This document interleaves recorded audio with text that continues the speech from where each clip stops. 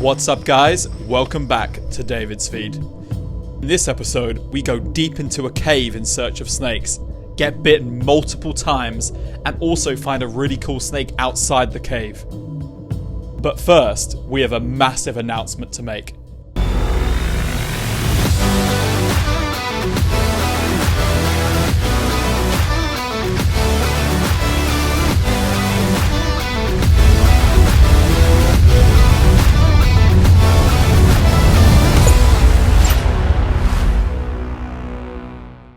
Yep, that's right, we got a limited time merch collaboration with Discover Snakes. The link is right at the top of the description, so click that and get your merch ASAP.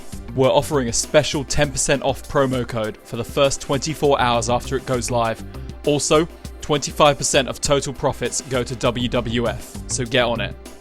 Okay, now to the video. Alright, we're rolling. We're about to head into a cave here in southern Thailand today. Caves are a really cool habitat for herping. There's a lot of species you can potentially find in them. You never really know how successful you're going to be, but I really hope that we do find something cool today. I think the cave entrance is right up here. We're going to go see if we can find it.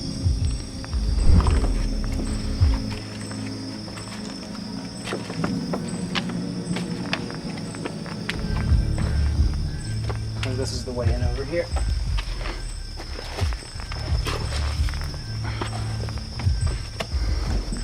Yep, so we found the entrance. I'm really excited. Caves usually do have a lot of cool things to see. Even if it's not snakes, we'll probably see geckos, whip scorpions, all kinds of stuff. Let's go. Let's do it.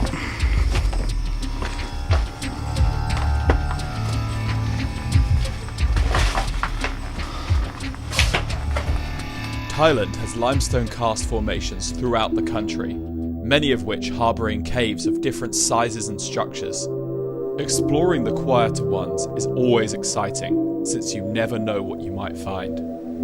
Another thing that's really common in caves are massive spiders. If you look over here, we've just found one. He may not look that big, but I'm gonna attempt to bring my hand next to him. Go a bit closer. I'm not a huge fan of spiders, I must admit.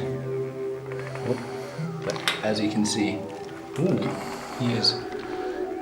Whoa, it's good right size. above my head. Don't jump on me. Oh, some web.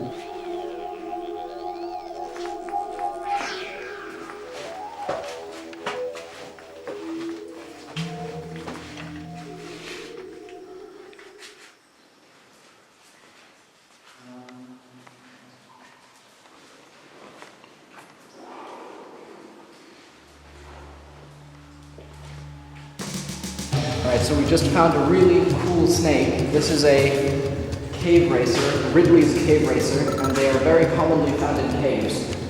Their favorite diet is bats, which is what they're in here to hunt.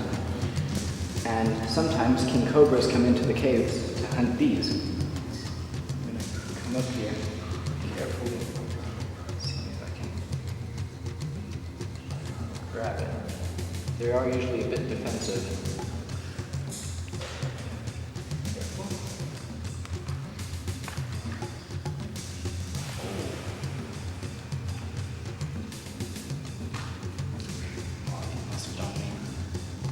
Climb back down. It's also very slippery and moist.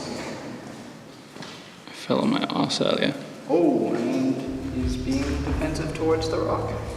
They're really pretty snakes. They've got this yellow stripe towards the back, and the head is almost bluish. As you can see, he's got that gray, silver, bluish tint, and then that bright yellow tongue. And he is trying to bite. These are related to the rat snakes. They have very short, jagged teeth, but not a lot of jaw power, so their bites don't actually do much. They're more show than an actual threat. You can see if I let him bite me here, it literally does nothing. It might bleed a little bit, but that'll be it.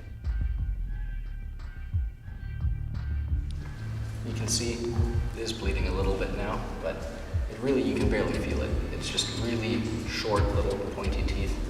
And of course, completely harmless. Yeah, completely harmless, no venom at all. Alright, he's still being relatively defensive.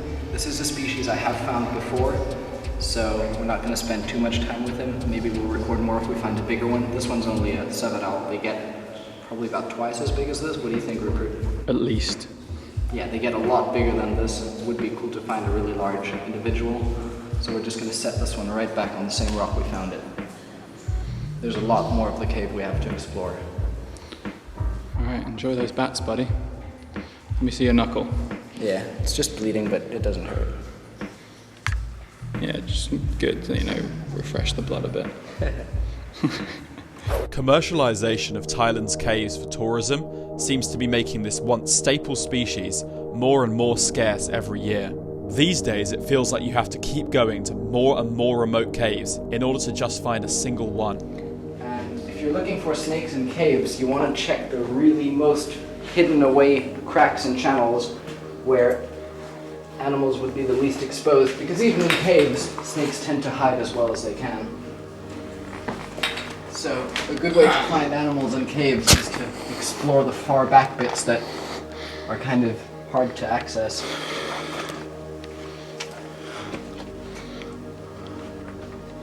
There's a couple bats flying around, as you can see. That's a good sign.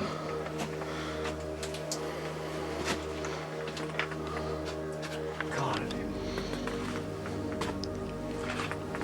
Oh, got another one. Wait, let me grab it. Really? Yeah. Big one? No, a little juvenile. Super cute. Oh, those are beautiful, man.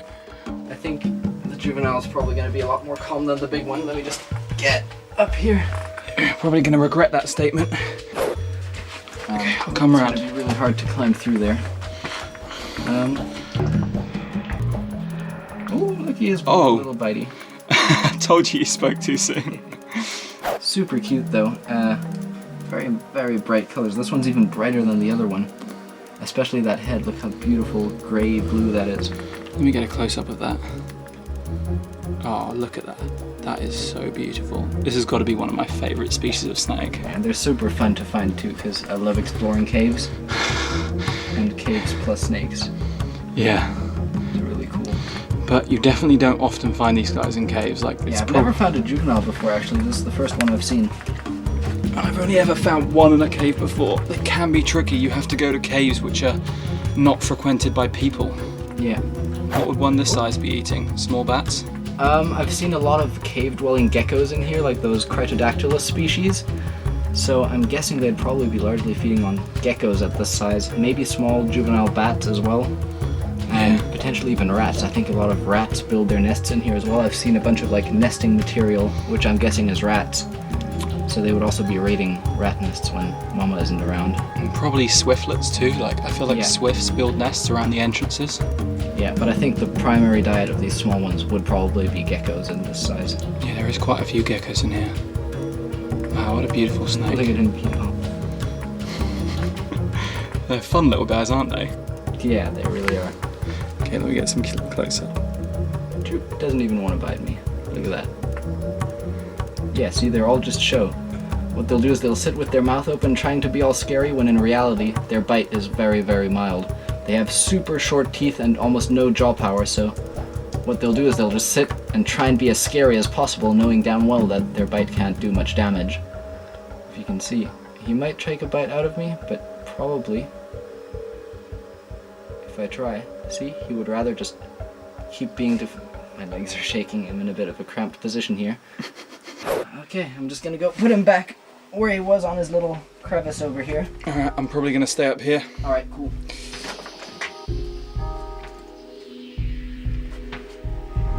Look over here, there's a big cave gecko. This is what I was mentioning earlier. What the snakes are probably feeding on at smaller sizes. Oh wow, look this. Oh look. Whoa, is it another baby? Yeah. Holy We walked straight past here earlier and we noticed the gecko and missed the snake. I just noticed a few scales poking out from this hole, and it seems there's another juvenile cave racer in here. I'm gonna try to get it out. I don't know how far these tunnels in the rocks go behind the wall, so he's probably gonna bite me for sure, but that's okay. I'm gonna carefully try. And he's biting me. That's a good thing. How deep is it in there? Very deep. Can you feel the snake? Yeah, I've got the snake. I'm just trying not to hurt him. Okay. Patience. The way to get snakes out of holes. Ow, ow, ow, ow. He's biting me again right on the front of the finger. You got it. Yeah, he's coming. I think this one's maybe a bit bigger than the previous one. Let's wait and see. It's always hard to tell how large a snake is when you can only see a portion of its body. Here he comes, here he comes. Go close up with your hand. I think this one. Oh, look at him with his mouth wide open. Oh, he's in shed. See, he's got those blue eye caps. That's actually a buildup of liquid between the scale and the actual eye, which is going to help him shed when he, in about, I would say this one was due to shed in about 3 to 4 days, maybe more. Yeah. And how is this one like maybe a little bit bigger than the last one? Yeah, I would say this one's a bit bigger. It could even be from the same clutch, because depending on how much food they find is what determines their growth rate. Yeah, but this one's in shed. I don't want to bother it too much. Just gonna actually let it go right back into the same hole we found it. That's a good plan, man. And he's probably gonna bite me. There we go. Back into his little hideout he goes.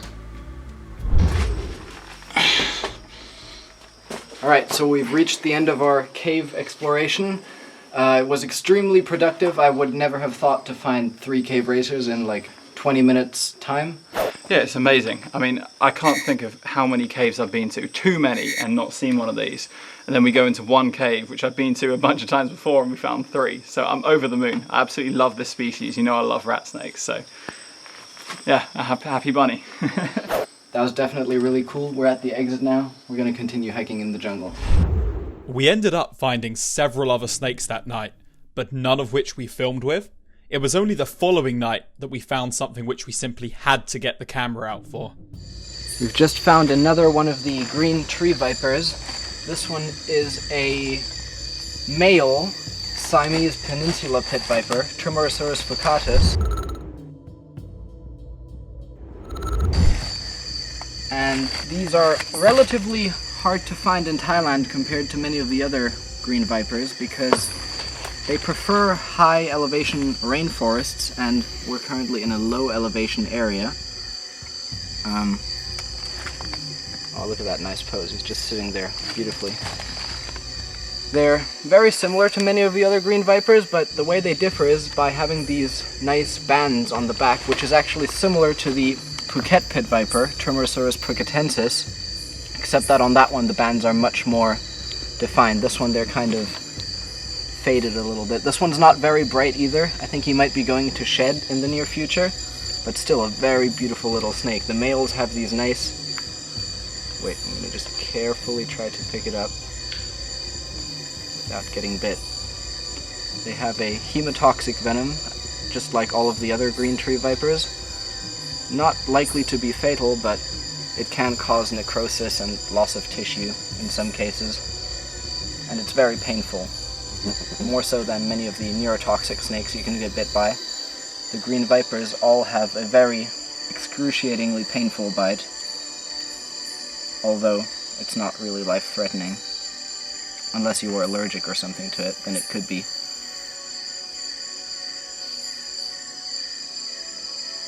Back to what I was saying, you can see along the sides and on the side of the head they have that reddish-brown stripe with a little white stroke. That is what tells us it's a male. The females don't have that. When I'm handling like this, I have to be very careful not to breathe directly on him because this is a pit viper, which means they have that heat-sensing pit in between the eye and the nostril, and apart from being able to see thermal vision with that, they're also very sensitive to airflow. So if air gets into that pit, they tend to get very scared very easily and often strike out. A lot of photographers actually use this trick with pit vipers when they're photographing it to get those mid-strike shots.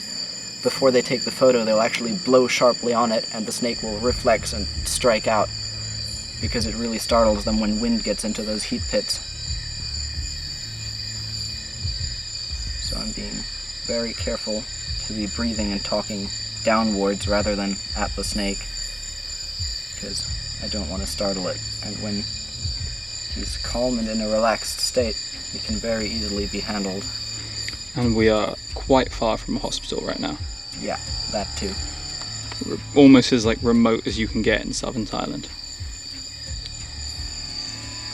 You can see again that this is an arboreal species by the strength that they have in being able to extend from branch to branch. So if you imagine that my hand was a branch, you can see they have so much strength to horizontally stretch out and reach over to other branches.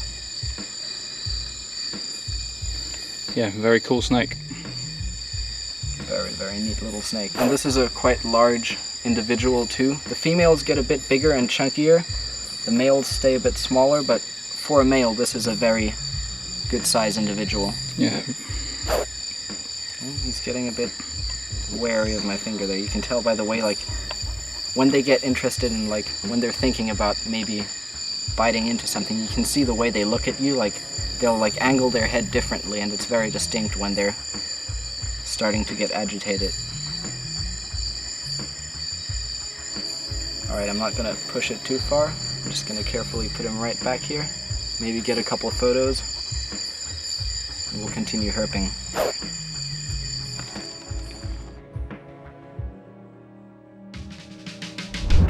Alright guys, thanks for watching. Don't forget, the link to our merch collaboration with Discover Snakes is in the description, as well as our usual social media links, so check those out. Now,